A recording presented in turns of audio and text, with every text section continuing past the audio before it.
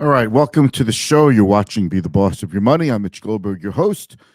I'm a financial advisor with Client First Strategy, and I just want to get into a little bit about the big news. I was actually thinking about doing a live stream last night. So you're watching this on Monday. If you're watching this, by the way, during the live stream, leave me a thumbs up. And if you have a question, ask me in the comments. And if you're watching this in the replay, that's awesome. Thank you so much for joining me. And if you have any questions, ask me in the comments. I will see those. I will get back to you. Give a thumbs up, a heart, whatever. If you're watching on YouTube, please subscribe. And let's get on with it. So, the earthquake news last weekend was attempted assassination of former President Trump. This weekend was President Biden dropping out of the presidential race. So one hell of a week that was more like that was more like when it was one hell of a week that was more like one hell of a year. So a lot of things are in flux, and I was thinking about doing this live stream last night to give you a preview of what could happen.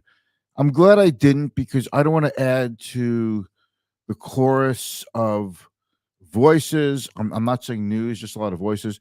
Nobody really knows what happens. Nobody knows who's going to win the election. People have very strong feelings about it, and that's fine. I hope you. I actually hope people are enjoying the. Okay, I got to be careful what I say. I hope people find politics interesting. I'm not saying that certain things are enjoyable before somebody says, "Oh, I can't believe you said that." No, no, no, no, no, no. Some things that were reprehensible, like an assassination attempt. So before I say I hope you're enjoying the politics, no, no, that's not what I mean. I hope you find it interesting and fascinating, and you're getting an inside view of what's going on inside the campaigns.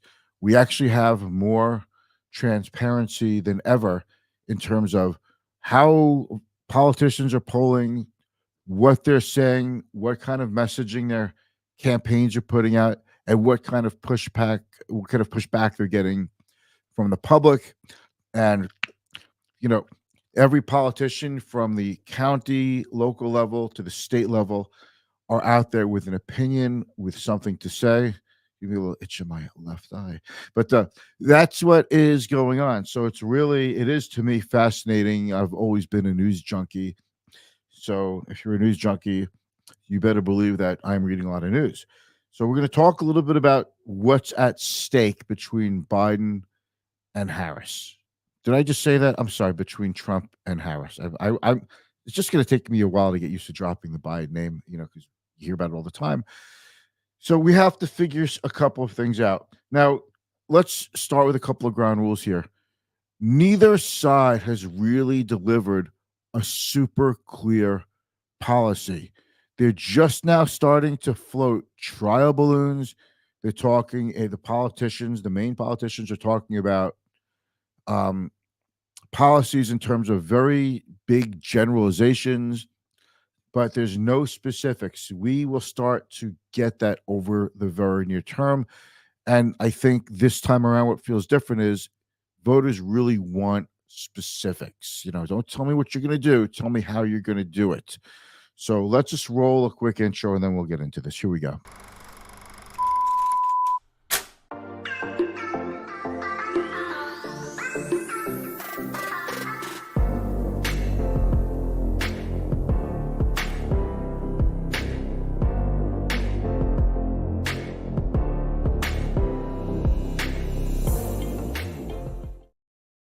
All right. So I started the show by saying I was thinking about doing a live stream last night just to give you a quick update. I'm glad I didn't. I'm glad I didn't add to the chorus of voices because there's so much news and information going around. You know, take it for what it's worth. Some of it true, some of it not. So I'm not going to get into that. What I want to do is I want to rise above the din, and I want to make sure that you are, well informed of what could be at stake. Now, just so you know, every election cycle will be presented to you, as it always has, as the most important moment for investors, markets, and the economy. So that's what we talk about here. We talk about the market, the economy. When I get into politics, I get into what are the policies and how could we best take advantage of those policies and use them to our clients' potential benefit. That's how we get into politics. That's how I do it anyway. So, having said all that, the news is extraordinarily fast. It's interesting. Policies will start to take shape. Right now, it's a bunch of name calling, memes, a lot of social media stuff, but we want to hear specific. So, some of the things that are on the line, okay? Excuse me, student loan debt. Student loan debt is one thing that is on the line. Um, that is it that too bad students borrow money and that's the end of it, or is it that it is actually a detriment to our society because the price of college has gotten so out of hand, and you need a college degree to succeed, or it's a very helpful thing to succeed in our advanced economy.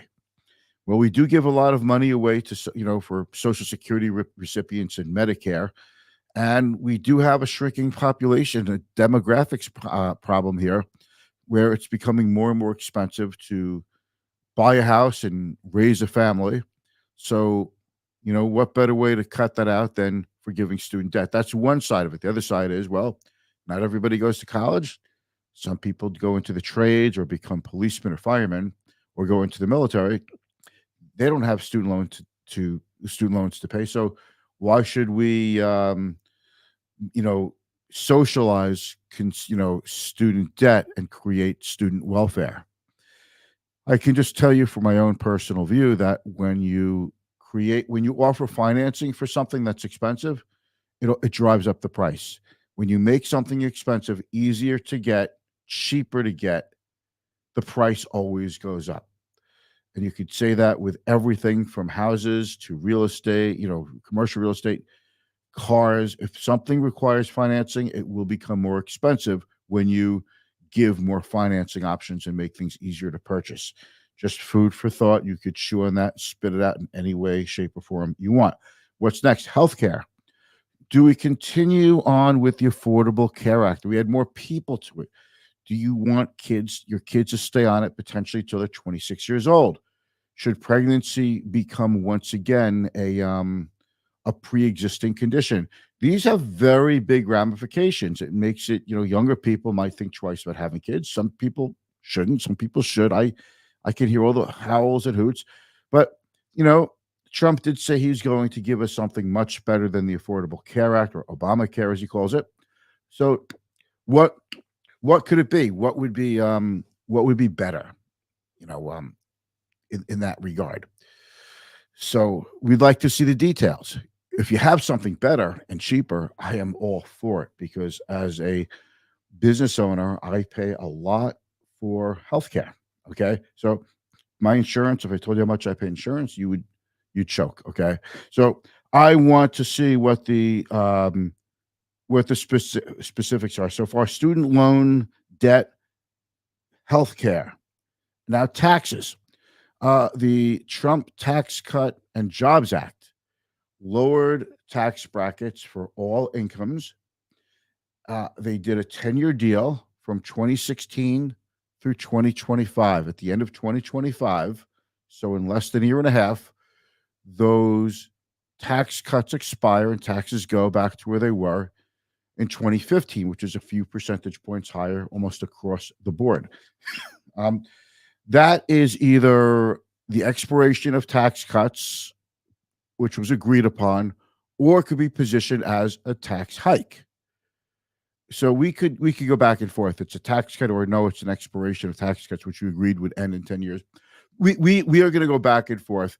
So how do you skin this cat? Nothing, no offense to cats. Do you say tax hikes? It only reverts back for people making a certain amount of money. Biden was floating $400,000 income. I think Harris will probably follow follow along in that line. Or does it, you know, do we not raise it for anybody? These will have big ramifications, because when taxes are lower, Okay. It actually, from what I can see, does not help with the national debt. It actually makes the national debt go higher, but nothing exists in a bubble. And we do spend a lot of money on other things like foreign policy. So let's get into foreign policy. War in Ukraine. It's not just a war with Ukraine, I mean, within Ukraine, between Russia and Ukraine. That could resolve itself. That could peter out. One side could win. Both sides could compromise. We don't know how it's going to go. Like I always say, we don't have a crystal ball. But what about the next war after that? What if there's a war between China and South Korea, North Korea and South Korea? What if there's a war, another war with countries our ally? Do we go completely isolationist? Do we get involved? So that is a very big thing for the economy because we create a lot of jobs with the war machine. We have a lot of jobs because of the Defense Department budget. So how is that going to affect things? But it also there's a huge impact in the national spending. So what else? Uh, Labor. So infrastructure. We have the Infrastructure Act, the CHIPS Act for technology. What about overtime pay? All of these things are in flux. They have ramifications on your wallet, on your standard of living. Maybe not every one of you, but many of you. So how does that work out? What about affordable housing? What about creating policies to allow for more home construction? Uh, there's a shortage of houses. Part of that is because people don't want to move. Because if you're 60 and over and your kids are out of the house and you want to sell your family home to move to another house, well, the problem is if you have no mortgage or your mortgage is at like 2 or 3%, there's really not a lot of incentive to move. All right. What about the SALT Act? Remember, state and local taxes used to be deductible with no limit. So when you have a state with super high local taxes, okay, like counties in New York and California and other areas, part of the deal is we get to deduct those. But when you deduct your state income tax and your real estate taxes, what you're really doing is you're putting less money into the U.S. Treasury. So states with municipalities with lower state income taxes and local taxes, lower real estate taxes, those states are the ones who wind up, in a way, subsidizing states with higher taxes. So how's that going to work? Because the SALT deduction is supposed to come back after 2025 also. So we'll see how that impacts the housing market and how it impacts home buyers and others. So EVs. Okay, let's talk before we get into EVs. I want to talk about oil. So let's just take a quick look at the other screen here. All right, and let's take a look at. Hopefully, the right one is up. Let me get rid of that one for a second. Energy, because it was a pretty good day in the market. So the market continues. It's been pretty good, and small cap stocks continue to rally pretty hard today. But energy was one of the weaker sectors of the market. Okay, Occidental down, Chevron down, ExxonMobil was down. So what's the deal with that? There, either president, be it Trump or a Harris, I think will actually be a negative for energy prices, which would mean potentially a negative for energy stocks. Why do I say that? Democrats want you to buy an EV. They want more solar, more alternative energy, less reliance on fossil fuel, more reliance on renewable sources of energy, solar, wind, that sort of thing. So, so the Democrats could hurt the price of oil by hurting demand because we won't need as much of it. Republicans would hurt the cost of the price or cost, and would hurt energy stocks because they would allow so much pumping of energy that the markets would be flooded. Right now, there is no global shortage of energy whatsoever. The U.S. is actually pumping oil and gas at a record now. We're the biggest producer in the world. So there is no shortage of energy. And with the Ukraine-Russia war and sanctions all over the world for this country and that country, it just means that countries are selling countries have managed to change their customers. So instead of selling Middle Eastern oil or Arabian oil to the U.S., it goes to China and to India, and Russian oil, instead of going to Europe, now goes to China. Just We just simply changed the directional movement of energy around the world, but we didn't crush supply, we didn't crush demand. Nothing's actually changed, but there is a lot of pumping of oil. So we'll see how that works out, but I don't think either Democrats or Republicans are going to be a positive net for energy prices or energy stocks. It's my own view. Okay. Then there is steel. There are tariffs, cost of electricity, cost of gasoline, which you just spoke a little bit about. All right. And then there is tariffs. Trump initiated tariffs. Biden continued them. And we think that Harris would probably also continue along those lines. It remains to be seen how much of a continuation Harris would be viewed at compared to the Biden administration. I think Harris has to do a really good job selling some of the accomplishments of the Biden administration and downplaying some of the things that they're going to be hit over the head with. But that is the case also for Trump. Everyone has to highlight the everyone has to highlight the positives and downplay the weaknesses. So a lot of this does impact markets. It impacts the economy over the near term, but over the long term, the bottom line, the solution here is that you really need to invest for the longer term. Think long term. You need to invest in companies that are profitable, that have a path to not only profitability, but more profitability. And that really is the job of all investors to do, to seek the best return on their money, given their level of risk, which is determined by their time horizon until they need their money. So that continues. And just remember that, every administration since the S&P 500 was created in the 1920s, all but two have seen a positive stock market return. The losers have been Hoover during the Great Depression and Bush too, which with an administration which was bookended by the 9/11 terrorist attack and the Great Recession. All others, and I know someone's yelling, what about Carter? Because somebody said, oh, you want another, you want to lose money again like the Carter administration. Okay, first of all, in 1980, when Reagan ran and won and beat Carter in a huge blowout landslide, I was in 8th grade. Okay, so, I could study the history, but I didn't really feel it. But I am 57 years old and I've been around a long time. So, okay, take it for what it's worth. But even the Carter administration had a positive stock market. Again, there were only two administrations with a negative stock market, Hoover and Bush. The rest of the gang had a positive stock market, some to varying degrees more than others. Eisenhower was Republican, had a good market. Trump was a Republican, had a good market. Clinton, Obama, really good markets. Reagan, a good market. Biden's having a good market. So, don't overthink it.